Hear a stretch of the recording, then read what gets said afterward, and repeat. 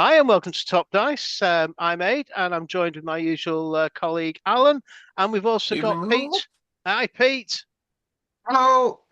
Pete's from Cakebread and Walton, and indie producer writer of the Nth Degree, and he's going to join us with a bit of a discussion on indies today. We're going to make this a bit of a regular thing, I think. The independent game markets to give it its full title.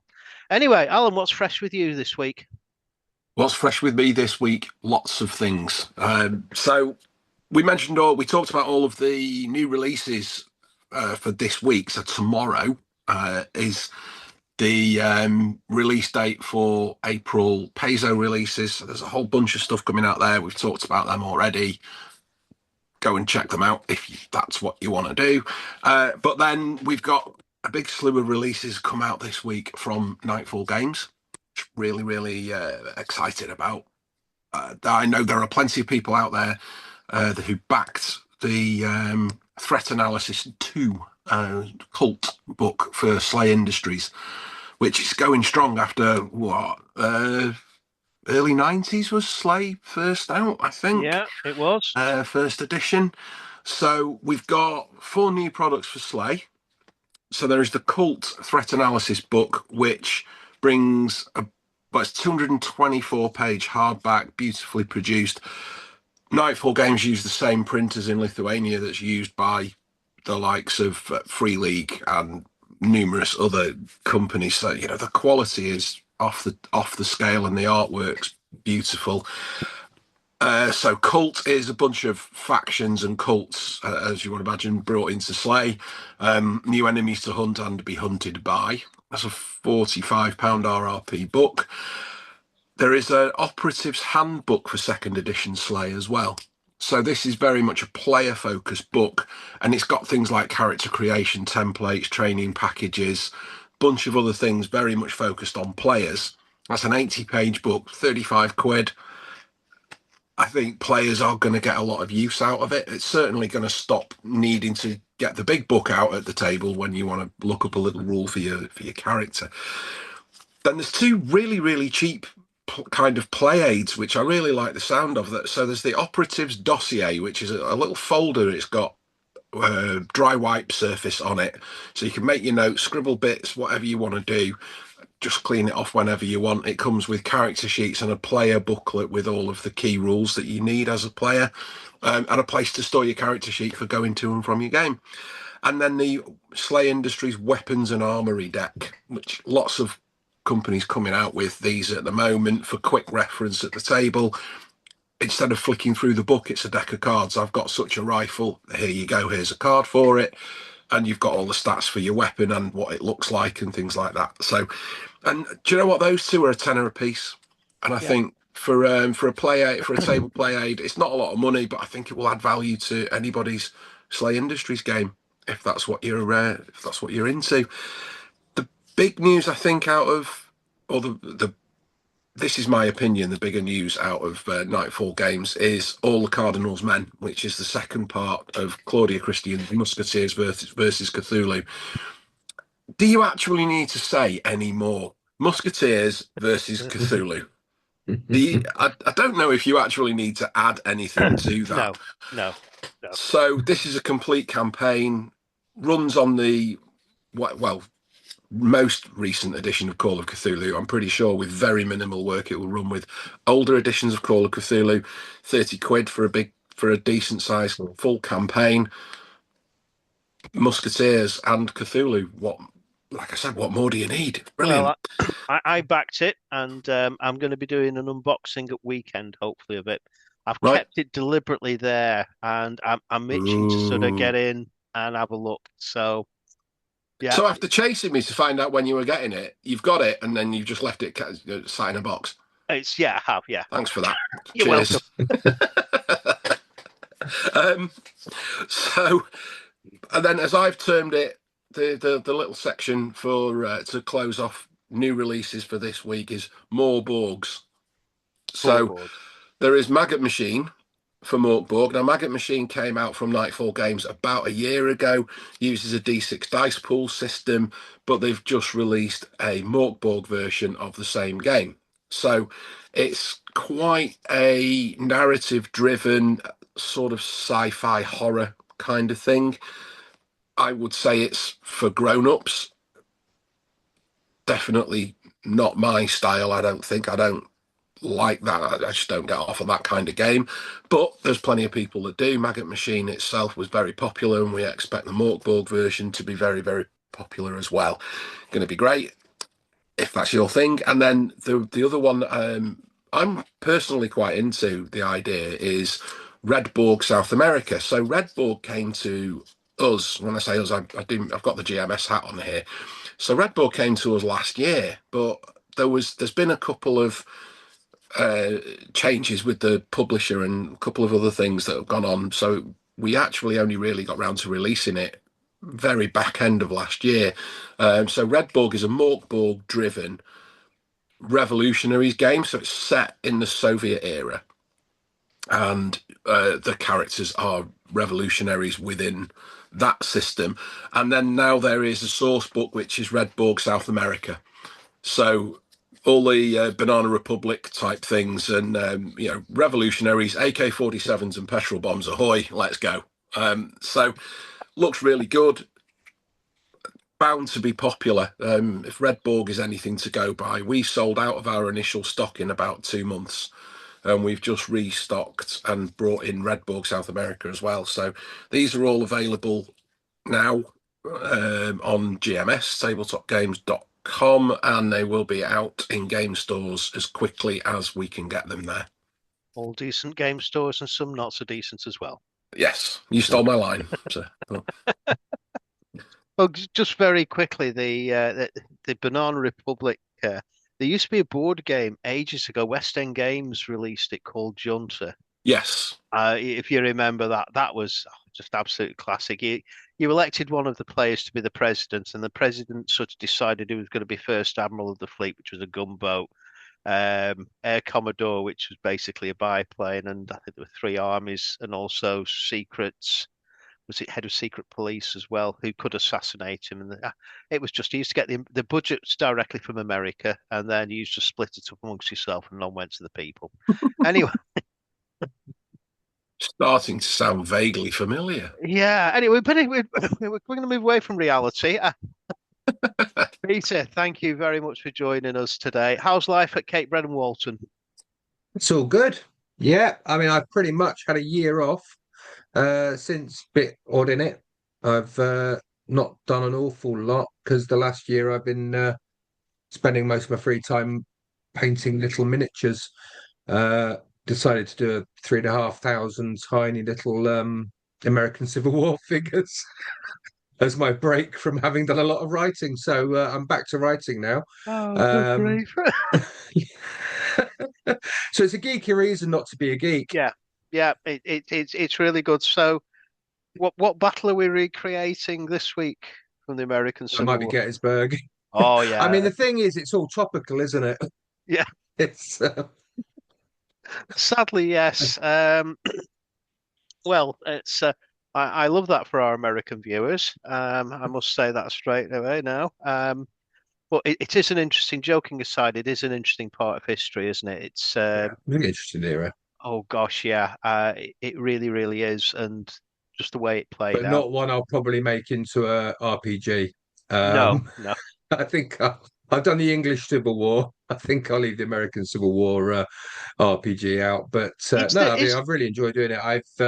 I needed a break, and I think sometimes after I don't know how long I've been doing this stuff, 2009 maybe. I think sometimes it's good to have a little bit of a it is. factory reset and step Mm, back just to give yourself something a bit different to tuck into. But I've done Totally that, agree. and back to looking through my various half-done games on my drive and deciding which ones to pick up first. oh, has one been decided upon? Can you share it, or is that for a future sort of comment? We've been working original team for a bit odd in it. We've been working on a kind of adventures supplement. Good. Working title is Odd Cuts. Um, Love it. or, or it might be Odd Cuts and Scraps. We haven't decided yet, but yeah, Yeah. that's the thing. I was also interested in Alan's roundup because I've been playing Mork Borg. No, sorry, I'm back to Mork Borg. Haven't got that yet. That would be odd if I was playing it.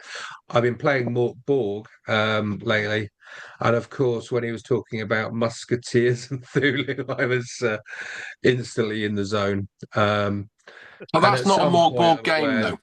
Musketeers Say versus again. Musketeers versus Cthulhu is a Cthulhu game. It uses that system. It's not a Mork Borg title. No, no, I get that. I'm saying All both right, sorry. things Yeah, really resonated. Just 'cause I played Mork Borg for the first time ever, right. My bad. about 4 weeks ago, and I've written loads of stuff about early modern era and Cthulhu, so it's Right. right in my wheelhouse. I mean, I'll be looking forward to snapping that up because it's exactly the sort of thing I love. We did an English Civil War and Cthulhu kind of mashup. And likewise, we did a Thulu with Bow Street Runners, so take it on another 100 years. So we love all that kind of stuff, and I particularly I can see you've got another customer already. There you go. One of my favorite covers still is Clockwork Cthulhu, the Clockwork Cthulhu one that you actually sort of did. That was Yeah, just stunning, absolutely stunning, and yeah. hopefully, I don't know. I bet I've got it behind me yeah, somewhere, yeah, but it's a lot of probably books, you've got a a lot lot of of books, books to look through. and hopefully we'll end up seeing more Dark Streets as well because I'm sure there's a lot more stories there. With Yeah, that was the Clockwork and there we go. Cthulhu one, You can see but it might be a very bit shiny.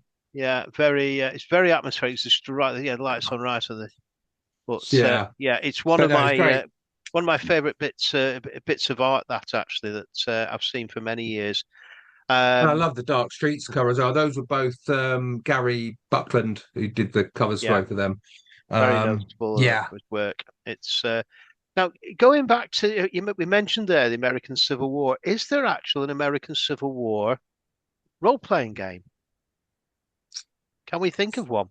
I don't And actually, know. I've got behind me Oh, Aces and Eights and stuff like that, which I guess it's probably are a it's little more bit later. Western, isn't it? That's it. Yeah, we've got Yeah, there's the stuff that I guess sounds like self-promotion, but it wasn't deliberate. There's the couple of things that Roger and myself did for Renaissance, but that was yeah, the French Indian War, yeah. That was that more. specific one, which was again just prior, although Roger of Roger's Rangers did actually sort of feature in that. It was just mm. before the War of Independence, basically that. But the actual Civil War, I I can don't think I think. bet of. there is. Well, I'm saying I can think of a game that was set during the War of Independence. I kind of can and I kind of can't. There is one definitely out there, a War of Independence There's a word game, but for the life of me, I cannot remember colonial the name of it. colonial Gothic, I think is that one there that you're talking about.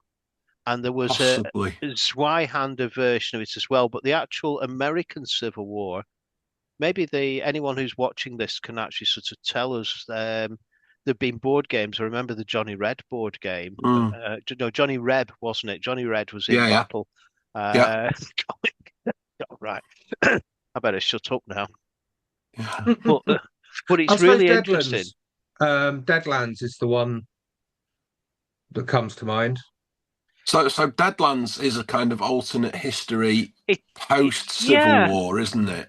it is, but it Yeah. isn't. Yeah, actually, you're both right on that because there's been a ceasefire declared, hasn't there? Um, Hmm. But it's maybe it's done a bit like with Clockwork and Chivalry, where we kind of took the existing history and broke it at a certain point. I think maybe that it's the same spirit, perhaps, of taking an existing history and then obviously turning it around. I mean, into that case, it's kind of a lot of zombies and all sorts of stuff going on, but yeah, it's Yeah. uh, uh, but I imagine as well. I mean, it's a difficult thing as well to think about writing. I'm not from the States, so I'm sure there must be existing games out there, but obviously it's got problematic themes, I was and just going to say there's some contentious subject matter in there, isn't there? and you've got a divided US as well, and I'm sure that a game that you bring out could end up, you're only going to get half an audience. Um, I don't know. I could be maybe overstating that because there's a lot of history enthusiasts who would, I'm sure, play it within the right spirit of the game. But There'll always be yeah, some. it's Yeah. Yeah. I mean, and I it's know also the you've guys got to at handle Effect, it. the guys at Effect Publishing, when they did Tales of the Old West, they obviously had themes of slavery and what happened to the First Nations people and how do you deal with that and put it within a game. And they had to try and be sort of sympathetic and also accurate at the same time. And I believe they struck a really good balance with it because it's a very, very popular game. So it can be done. Well, yeah, definitely. Whether it has been isn't Yeah. another one to another one to find out, isn't it? Somebody out there knows. Yeah. And if you do a game like that, you want it to age well. Yes, that's the other thing. But even back in the history of role playing, I can't think of any sort of straight American Civil War game. Interesting. We've certainly got an English Civil War one, Yeah. even though it's an alternative one, you know. But also 1860s, there will be, I mean, there are, you know, whether it's whichever system you're using, you can use your own favorite, or there's things like GURPS or, you know, again, Renaissance Thulu, Deluxe. take gas, like go back Yeah. 20 years before, 30 years before. You know, there's ways around it if you wanted to play those sorts of games. But at the moment, I'm not. I'm just trying to recreate huge, huge, Huge a huge battles. load of regiments on a table and getting to charge at each other, or That rather, not works. charge at each Yeah. other, stand 100 yards from each other and fire.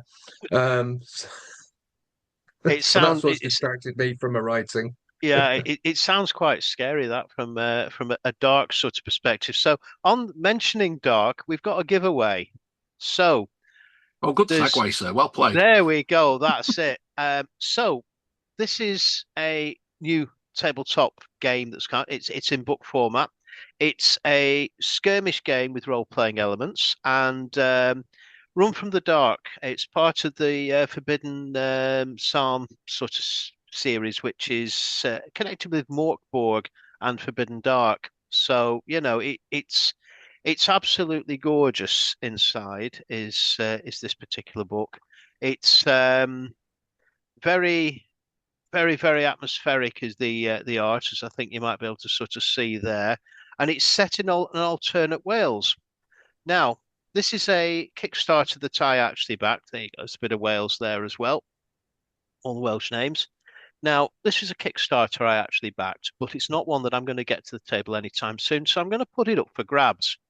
And to win this, quite simply, tell us three in the comments what you ran away from last in the dark. It go as wild as you actually sort of want. Try and keep it so the channel doesn't get banned. That would be a bonus.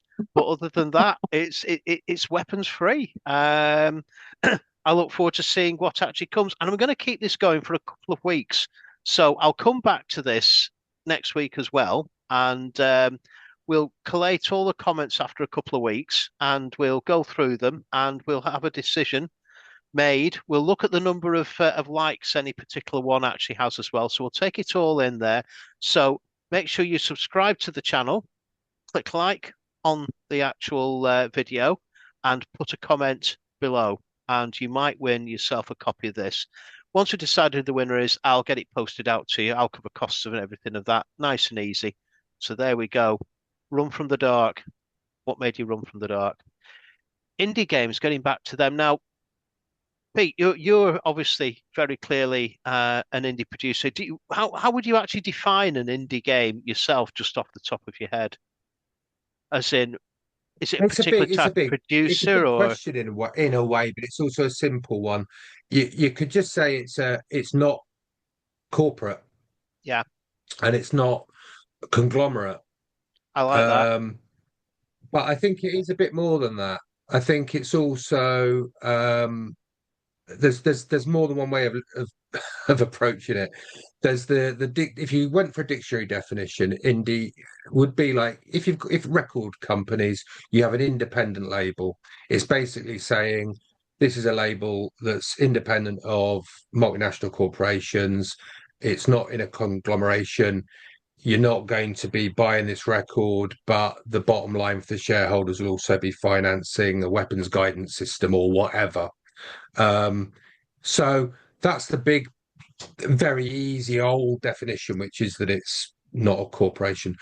But I think as well, indie evokes a lot of certain things. I mean, when you talk about indie, you can't help it. Again, it's with all the creative things, independent art, independent music, independent writing.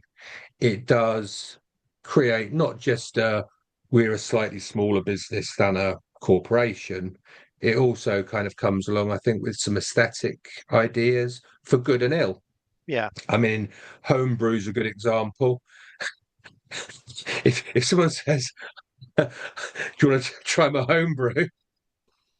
you might end up with something that's unpalatable, or you might end up with something that's exquisite. Yeah. Some there. people will like the number one drink brand, or the two top drink brands, but some people will want other things, and it's fine if you only want the two top drink brands, then that's your choice or whatever. I would say if we're role players, we probably like to be a bit adventurous.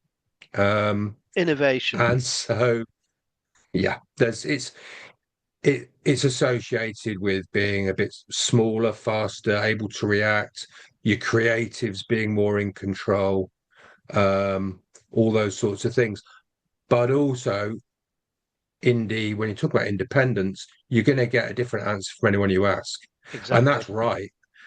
Because it's like saying, what's a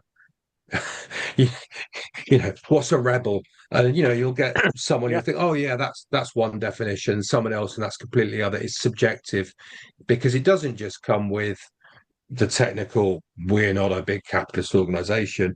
It also comes with this kind of idea of a vibe, which is, we get through indie music, we get through indie companies.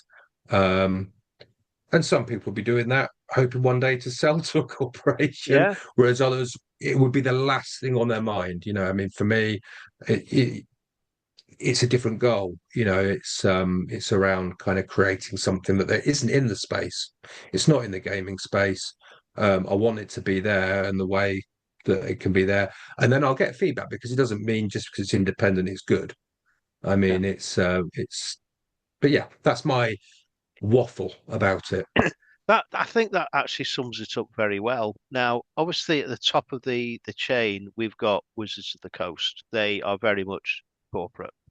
No arguments there with that. What's your thoughts on this, Alan?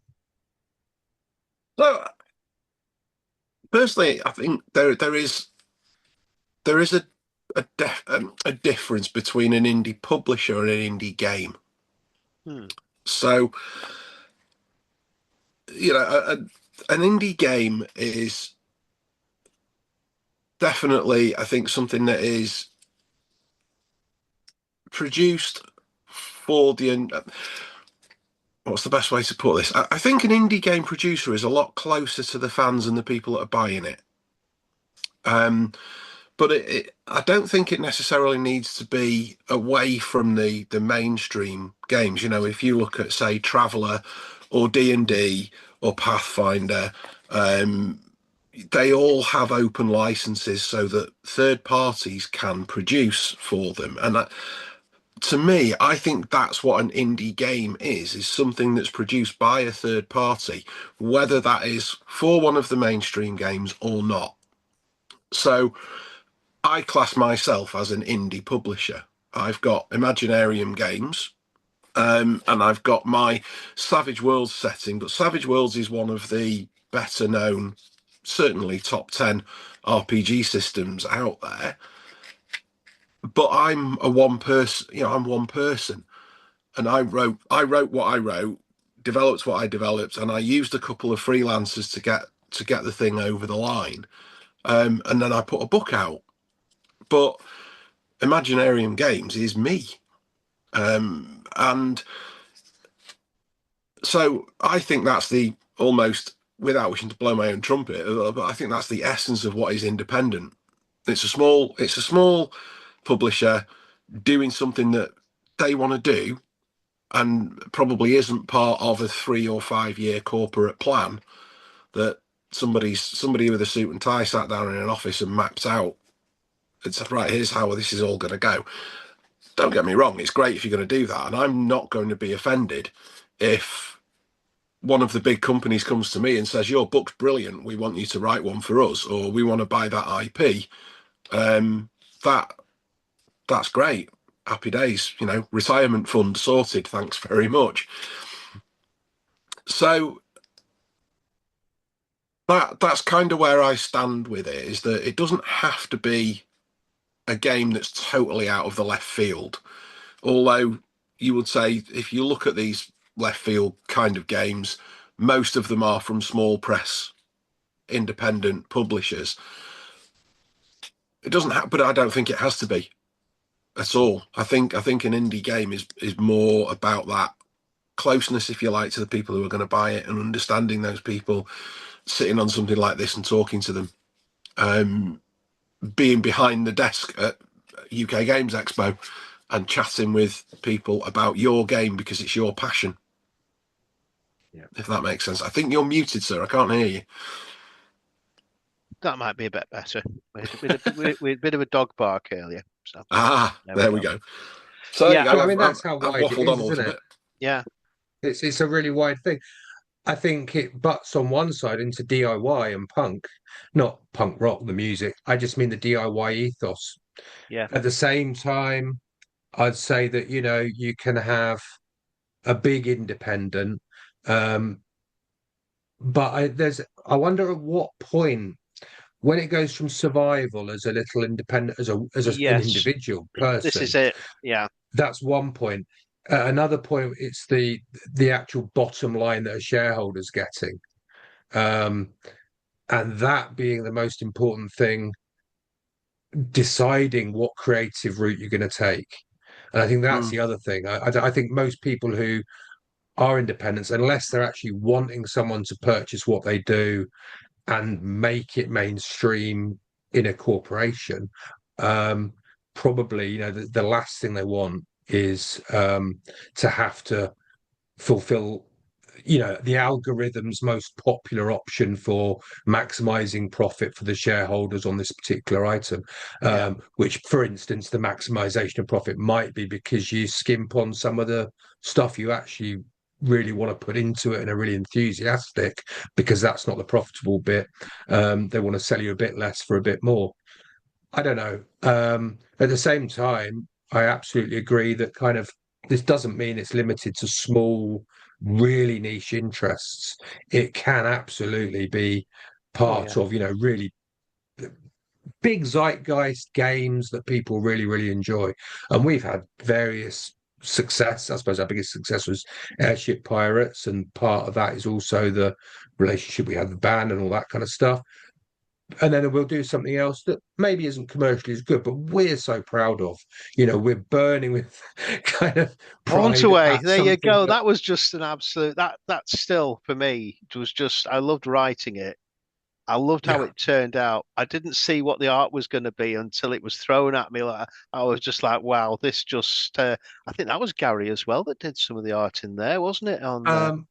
It might have been. It might have been Di. It might, David Powell. There were a couple of people that. There were a couple of people that contributed, but it was absolutely spot on. And it was just an absolute joy to get this creation out there, out of my head, onto paper, onto a computer screen, and then onto paper. And for me, it was just. I don't know. I just loved the whole experience. But that's it. It was an idea that came up with, and I'm glad that yourself and Ken at the time ran with it and went, you know what, just let him do whatever he wants with that. That's the thing. I do think there is that side to the indie thing, which is passion, which isn't to say there aren't people working in corporations who aren't passionate about the bit of the thing they do that they do. But it's both passion and it's having that creative control. I mean, actually, the independence to be able to say, you know what, this might not be the biggest thing ever, but this is a load of fun. Well, that was it. It's not good. we're not going to be losing doing this. We're just going to be, but we are going to be delivering something we think people really enjoy. And I mean, that's always a big part of it as well, isn't it? It's not having your ego stroked. It is purely the fact that, sometimes the buzz you get off realizing people are enjoying playing They're with some loving it. toys you That's built it. Yeah, that's is it. is wonderful, because I enjoy playing with them. I take these games and I'll play them for, the group that I'm in, and if they feel pretty good in that group, I tend to know that even though not everybody will like them, there'll be people out there that really enjoy it, and I think that's part of it. There's no better It's feeling. I mean, I've had people on Facebook and things like that have put on, oh, I played this Secret Files of Section D thing, and that I've got a free taster version on drive-through. This is not a plug, but it's got a full adventure in it rather than just being a little starter adventure. It's got a full adventure that people can get 3 or maybe 4 sessions out of. And I've had quite a few people say, yeah, we played through that and everybody just had an absolute blast, and they want more of it. And for me, there's no better feeling. No, I've not earned any. I don't earn any money if somebody goes and gets that free taster edition. It's pay what you want on Drive-Through RPG, purely because if it's free, it doesn't get ranked. But I don't expect people to pay for it. I expect to give it away so people can have exactly that, a taster of what I've done. And when you get that positive feedback that a group of players have played 3-4 sessions or something just on that one thing that you gave them for free and they loved it, that I think is the soul of what an indie game and an indie publisher is about. it's that Hamlet moment, isn't it? You're there staring space going, that's going to date. it does latest, but we all Yeah. got it. Yeah. I think it is. I mean, that is the perfect thing as well. And if you think about it, independent, you have an independent movie that is absolutely fantastic, and it's better than anything that a big kind of giant is gonna put out. But there is also that slightly different feel, which is that you should always play test. Not just that, you should always ask other people, get feedback, because you don't want to kind of be bringing out something that's so self-indulgent, but nobody else really gets it. Yeah. But you can see the vision of what you want, and at the end of it, it hasn't been mediated by a committee of economists. You can see it from the start to the finish, and that's a buzz too. I mean, it is brilliant. Often, once I've got the book, unless I'm playing, a book we've worked on, I only really get that kind of pleasure when I first get it through the post. I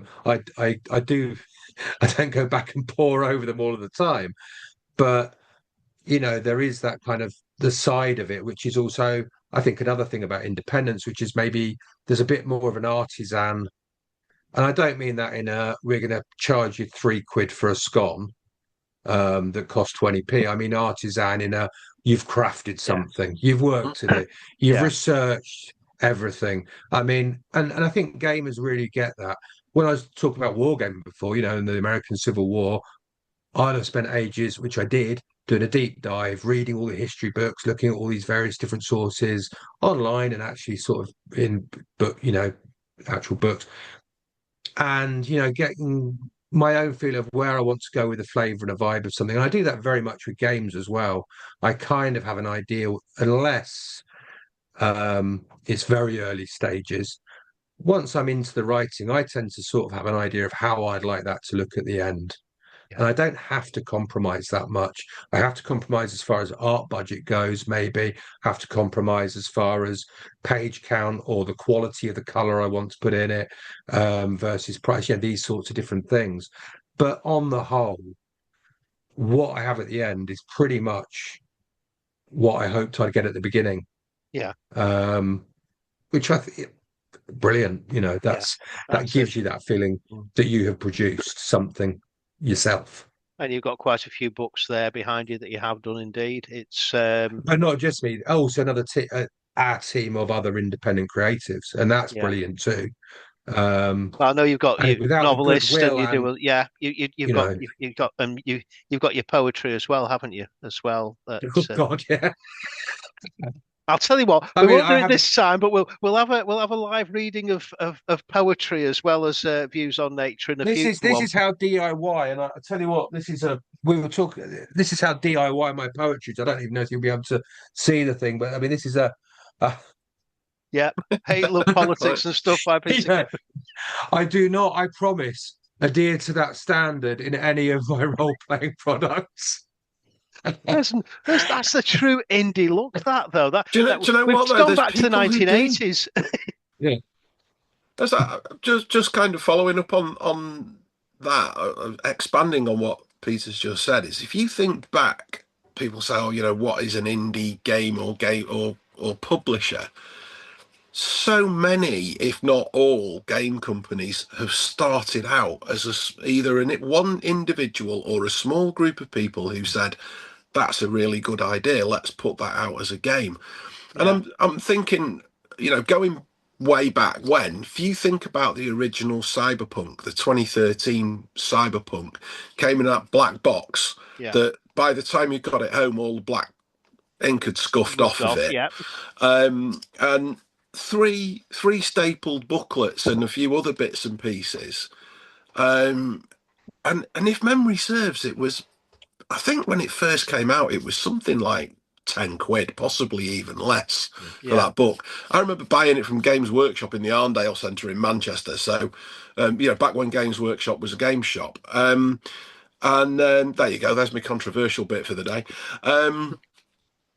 But that was Mike Pondsmith and a couple of other people putting a game Yeah. together. And the production value of that game wasn't great, but the game itself Oh, was. it was rocked. Yeah, It was groundbreaking at the time.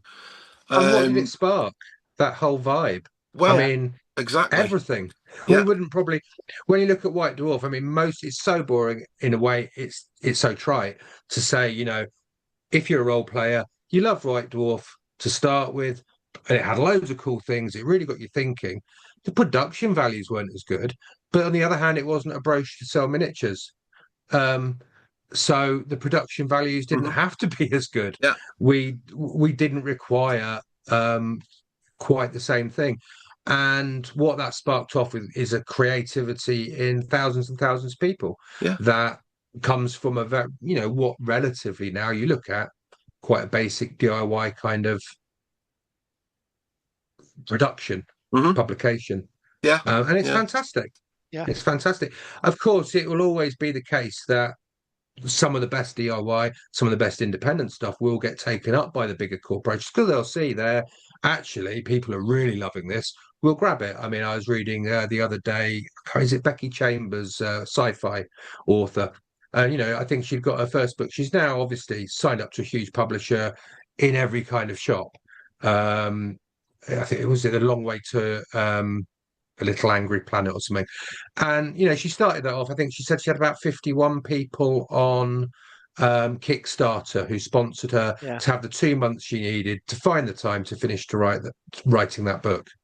yeah. So Look at it we now. all need to sustain ourselves. We all need kind of some financial Yeah. Yeah. stability. But what came out of that and the good faith of those 51 people who sponsored that was in my opinion, I mean, not everyone likes cozy sci-fi, but in my opinion, a really interesting book. Yeah, that's it. So, you know, I Definitely. mean, a lot of independent bands as well. They didn't start off playing, being big independents and playing stadiums. They started off in a little dirty pub. That's it. Well, in fact, I have back it I up. have an Yeah, anecdote about that. It was I was on a stag party in Dublin, and we've stumbled into this basement bar because we can hear this band playing, and we think, no, they sound all right. So we go into this bar, and this band are on, and they're a really, really good band. And 3 months later, or maybe 6 months later, or whatever, they're on Top of the Pops, and it was Ash. There you go. well, there It's you like, go. that's that kid that was on the stage in that Yeah, bar in Dublin. and you got it short. Well, But what there'll we'll also be someone who says, you know what, I never want to be on big stage. I what I love doing is, you know, gigging around yeah. pubs. And it's genuinely true, because I know people who do that, not obviously in gaming, but in the music industry, and their big thing is, but I sell my own merch and nobody else does it for me, and I make a decent living doing something that I love and directly connect with my audience. Yeah. So it's horses for courses, and that's okay. See, I'm on the flip side of that coin. If somebody wants to come and give me lots and lots and lots of money for my books, I will not be offended. Not at all. My One Dice books, I think they would be brilliant. Just me, of course, blowing my own trumpet.